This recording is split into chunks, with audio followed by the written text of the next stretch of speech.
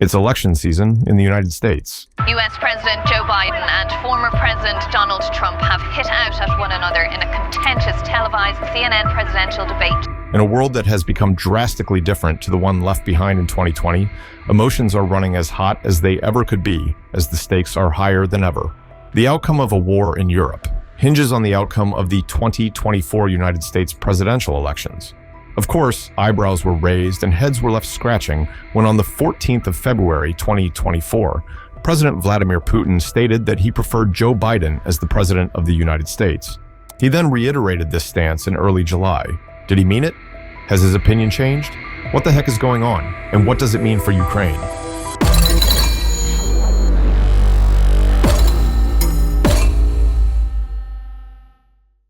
Chapter 1.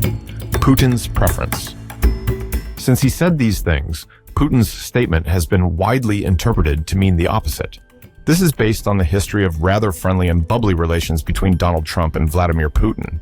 Viewers may remember how Trump praised Putin as a strong leader in comparison to Barack Obama in 2015 and 2016. He even mentioned that he'd get along with Putin very well. Vladimir Putin also returned the positivity. The reason such words were controversial at the time was the same reason that surrounds the new round of controversies: Ukraine.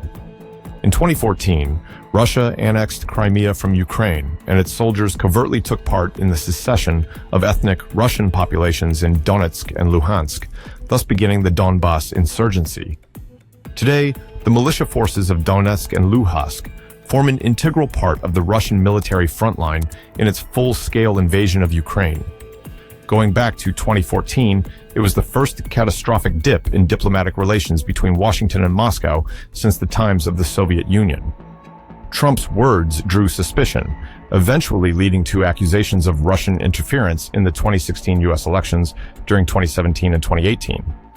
This type of partisanship makes sense when you consider the following. The Democrat administration of Barack Obama advised leaders of the Ukrainian Popular Uprising against its pro-Russian government, leading up to the annexation of Crimea.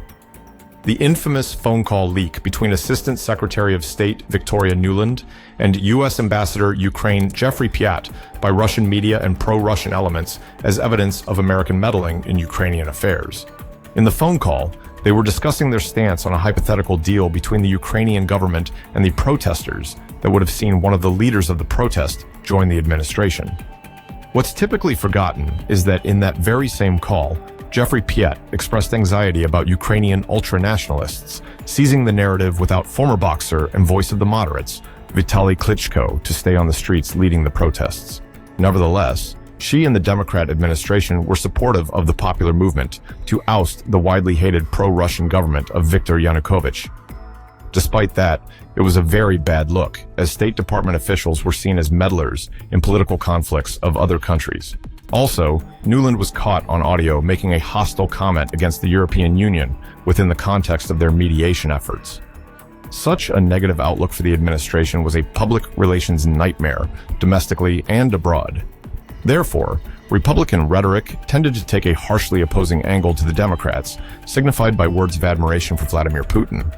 It was a hard couple of years for Ukraine to navigate through, and since 2014, successive Ukrainian governments under Petro Poroshenko and now Volodymyr Zelenskyy have worked with the first Trump administration to the best of their abilities. However, ties between the Ukrainian elite and the Democrats remain stronger. U.S. engagement with Ukraine on its security issues is tied closely to the NATO framework, and Republicans over the years have come to increasingly think that the alliance is not very worthwhile for the country, leaving aside large sections of the voter base. Really, Senator Mitch McConnell is one of the few in the Republican aisle with a loud voice in support of Ukraine. This is why Vladimir Putin would much prefer that a new Republican administration come to power. Even the simple reduction of aid to Ukraine out of skepticism would be welcome news for Russian war planners. But the question is, will it be what they hope for? Chapter 2. Reality of the Bet. Donald Trump taking the presidency again this time may not produce the results that Russia hopes for. The Ukrainian armed forces made great advancements in its transition from a hollowed-out post-Soviet force to a NATO-standard force capable of using the latest technologies. A standout act of Donald Trump in support of Ukraine was his authorization for the sale of Javelin anti-tank guided missile launchers, which is the sort of thing that's rather inconvenient to see in the hands of the enemy, to put it mildly. Trump also set the precedent for the massive multi-million and billion-dollar aid packages as well. But the first major event that tested Trump's commitment to the allies of the United States was the whistleblower leak that allegedly revealed Trump leaning on President Zelenskyy to have Joe Biden and his son Hunter Biden investigated in relation to corruption charges. Hunter Biden was a board member of Burisma Holdings, a Ukrainian natural gas conglomerate. It led to Trump's first impeachment vote, which he narrowly defeated. That's why Ukraine may be a name synonymous with trouble and bad experiences for him. Since 2020, however, Donald Trump's views on the changing situation leading to the invasion of Ukraine have been mixed. He's continued to praise Putin in various different contexts, and one particular interview in March 2022 had raised eyebrows. Addressing a crowd of his supporters, he said, "The smartest one gets to the top. That didn't work so well recently in our country, but they ask me, is Putin smart? Yes, Putin was smart, and I actually thought he was going to be negotiating. I said, that's a hell of a way to negotiate, put 200,000 soldiers on the border." Such comments have earned the criticism of his opponents and fellow NATO members alike, as it gave off the signal that he was not interested in acting in the interests of an alliance to which the United States is rather central. The reality seems to be that Trump's feelings on the topic are complex. He has publicly condemned the loss of life of innocent Ukrainians throughout the war, as one concerning report after the other came about, such as the news regarding the Bucha massacre. But tensions were really raised recently on July 2024 when Donald Trump claimed that he could end the Russia-Ukraine war in one day. Before I even arrive at the Oval Office, I will have the disastrous war between Russia and Ukraine settled. And it will take me no longer than one day. His comments were met with opposition from both Russian diplomats and President Zelenskyy himself, the latter of whom asked for a plan. This was in the lead-up to a crucial vote on a $60 billion aid package for Ukraine in Congress, something opposed by many Republicans. Statements like this have given off the impression that Trump hates Ukraine, but he reversed his tone later on to claim that the survival of Ukraine is important to the United States. We can't comment accurately on the true purpose of the back and forth, so we'll leave that up to you to think about. But even with proposed aims from Trump's section of Republicans to consolidate more power within the executive body, it's hard to see a future in which Donald Trump is able to mobilize the United States military and intelligence communities to stop supporting Ukraine with the force it needs to resist the Russian military. Leon Aron, a senior fellow at the American Enterprise Institute who studies U.S.-Russia relations, he said that Vladimir Putin is looking to wait and watch how it all unfolds before ordering significant military moves after the election. He said, "I don't expect any Russian attempt at some sort of major offensive in Ukraine, which would cost them several 100,000 men. The reason is that Putin is waiting to get a good deal on the cheap." He further went on to explain that Trump in a new term could block arms to Ukraine, after which it will be the European commitment to Ukraine that will be tested. It's exactly this that witnesses a circle of questions regarding the Republican stance on the $60 billion aid package passed in April of this year. Senator J.D. Vance, who is also the official running mate for VP with Donald Trump in 2024, has stated, "If Ukraine thinks that it's getting another $60 billion in supplemental aid out of the United States Congress, there's no way." For the next couple of months until the results of the election and the logistics involved in the immediate aftermath, this will remain an open question. Anything can happen. But one thing's for sure. In the United States, domestic issues take more precedence, especially to most Republicans at least. Chapter 3, A Trumpian Vision. It's an America First rhetoric upon which Donald Trump is trying to glide his way to an electoral victory. It's fair to say that a lot of his voters are lining up with the expectation that he focuses on domestic issues first and foremost. Polling data shows that a growing number, almost half of Americans, believe that the state spends too many resources and too much time with matters abroad. Of course, there's a whole set of domestic issues for the United States to look after. Donald Trump's vision for America First, as the name suggests, would see the United States retreat inward. So basically, the country would be focusing on its own issues before trying to handle the rest of the world's problems instead. Then again, his record has shown a slightly different story. During his first presidency, he threw around his personal weight and reputation for diplomatic efforts, most notably strengthening relations with Saudi Arabia. He was also not shy of criticizing his NATO allies either, most notably Germany. It's his behavior with Germany that should concern Russia here, as his point of criticism against the Germans was their enthusiasm in signing the Nord Stream 2 pipeline agreements. He had warned that it compromised their security, a talking point that has now found acceptance in the mainstream following the 2022 invasion of Ukraine, as Russia responded to sanctions by cutting gas and oil supplies. Trump has repeatedly demanded that NATO's European partners play a more proactive role in the military alliance according to their agreements. On his own admission, he has gone as far as insinuating to a NATO member that the United States under his leadership would not protect the country, even if Russia invaded directly. Sounds like hardball negotiation. Either way, the Russian invasion of Ukraine has served the role of a wake-up call for many NATO members who have since greatly ramped up military spending and production. I have been very, very direct with Secretary Stoltenberg and members of the alliance in saying that NATO members must finally contribute their fair share and meet their financial obligations. Of course, you can see how this frees the United States from responsibilities. His tone has been markedly more adversarial compared to Obama and Biden, another reason for their NATO allies to prefer them. Whether Trump likes it or not, NATO may perhaps be crucial for the maintenance of the United States' geopolitical standing. There has been scholarly discussion about the effectiveness of Americans' oft power, that is, its effectiveness in influencing international events to its benefit. A hypothetical scenario in which Russia declares victory in its invasion by annexing eastern Ukraine will give it a far greater reach into NATO member states waking up to threaten them. Member states such as Poland and Estonia have been sounding the alarm about it for years. And this brings us to the factor that may just find a way to work with Trump based on his geopolitical strategy, as seen during his last term in office: the Republic of Poland. After France, Poland has become the most important member of the NATO alliance. Since 2014, and in direct response to the Russian annexation of Crimea, there has been a steady buildup of military-industrial capacity in the country, which was then supercharged after 2022. The Polish armed forces today are now a modern and highly capable military force, capable of acting as the spearhead for a NATO response to Russian military advances. A cornerstone of the Polish entry into NATO has been the looming threat of Russia following the collapse of the Soviet Union. It's a country that has had a centuries-long history of domination by Russia, and its foreign policy has been shaped in response to it.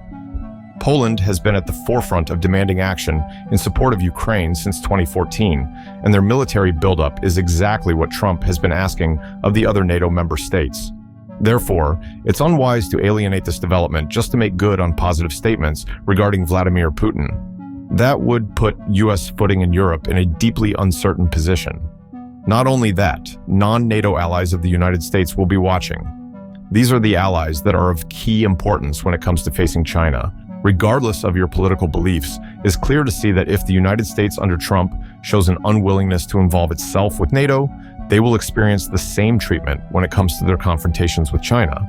So who are these military rivals of China that the United States could benefit from? Well, there's South Korea, Japan, Australia, and the Philippines. Speaking of the Philippines, they've pushed the United States for more of an involvement in their problems, although to a limit. So there's definitely a synergy here that could be at risk. It's clear then that there is more to gain internationally from continuing its support of Ukraine through the NATO infrastructure. But think about it from the perspective of Ukraine. The presidential candidate who has been the president once and his camp appear largely unfriendly towards the prospect of continuing essential military aid. Moreover, he has not only publicly praised the enemy president, but also made statements about ending their war in a way that seems dismissive. Chapter 4: Ukraine's Options. This is the sort of thing that would push Ukraine towards relying on its immediate neighbors more. These are the neighbors that share the same policy in opposition to Russia, owing to a sordid history between them. So far, Ukraine has availed significant diplomatic and military support from these states, but with no direct military involvement. Besides Moldova, these states are part of NATO, and a direct military confrontation between Russia and NATO is exactly what both the United States and Russia are trying to prevent. The reason is simple: total nuclear war. The collective weight of the NATO alliance bearing down on Russia may threaten its existence, upon which point Putin may have little choice but to deploy nuclear capabilities. This is something that he has suggested himself. When one nuke goes off, everybody loses.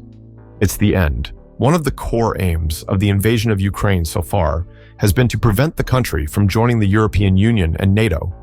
The action has driven Finland and Sweden into the arms of NATO when they previously had remained neutral. Therefore, Russia's actions have not produced the desired result, and instead only led to another neighbor joining the enemy alliance. If you think about it from a different perspective, you may see it as another provocation to Russia in a broader game of chicken with NATO. Indeed, Russian forces have been conducting nuclear readiness drills, projecting strength and resilience. But refraining from giving NATO an excuse to invoke Article 5 of its charter is crucial for Russia. Article 5 of the NATO Charter states that an attack on one member state will be treated as a declaration of war against all the other member states. That's why the ground must be tread lightly by Russia if they don't want to end up in a situation with the United States declaring war on them. But there's a catch. At a recent Washington summit at NATO, member states agreed on an action plan to mobilize civil defense services on their own in the event of an attack of any sort. This is to buy time before NATO centrally decides on a plan to counterattack. Dalia Benkoskite, a non-resident senior fellow at the Center for European Policy Analysis, a Washington-based think tank, puts it this way. You have to be capable of being defendable while waiting for Article 5 to come into play. You have to be self-sufficient for self-defense within your territory with whatever resources you have. So, how does this tie into Ukraine? Well, Ukraine isn't a NATO member, but it counts on them for crucial military aid, not only in the form of equipment, but also advisors. So far, advisors in active service to NATO members have not been killed by Russian actions, but this may become more of a possibility depending on where the war goes, especially if Russian advances are ramped up following the US elections. Ukraine remains a sort of geopolitical shield standing between NATO and Russia for now, but nerves will be tested if NATO assets are harmed by Russia in any way. Should they invoke Article 5 and keep up the promise, or avoid nuclear war? This is the angle that Ukraine may play in their communications with neighboring NATO members, so that they not only take action themselves, but also convince a future hypothetical Trump administration to take the war seriously.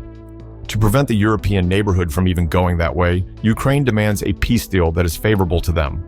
Such a thing appears more favorable under a continued Democrat administration compared to a Republican one right now, but it doesn't mean that they won't try. What faces the Ukrainians is an unjust peace deal from Russia in their eyes, as the proposal involves the withdrawal of Ukrainian troops from the regions currently occupied by Russian troops. Foreign policy and the government's responsibility to protect its sovereignty demands that such a thing must not happen, no matter what. On that specific topic, there is at least good news for Ukraine, as Trump publicly stated during the presidential debate that such a scenario was not acceptable. But it may still affect the admission of new members into NATO to appease Russia's security concerns that it voiced to the United States in the past. Ultimately, that may mean that Ukraine may not be allowed to join NATO after the end of the war, but that is way too far off into the future for assumptions regarding it to be of any worth. There is a distinct chaos of much happening at the same time, such as the firestorm surrounding the assassination attempt on Donald Trump that's probably gaining pace while you're watching this video. The situation, as it is right now, involves infinite possibilities and paths that could be taken. And many of those paths may shake up what the future has in store for Ukraine. There are frequently such points in politics, domestic or international. We won't know more without the situation progressing further with time. It's anyone's guess where it could lead. Enjoyed the video? Make sure you join the Republic by smashing that subscribe button. And hey, don't forget to dive right into more content by clicking on one of these thumbnails.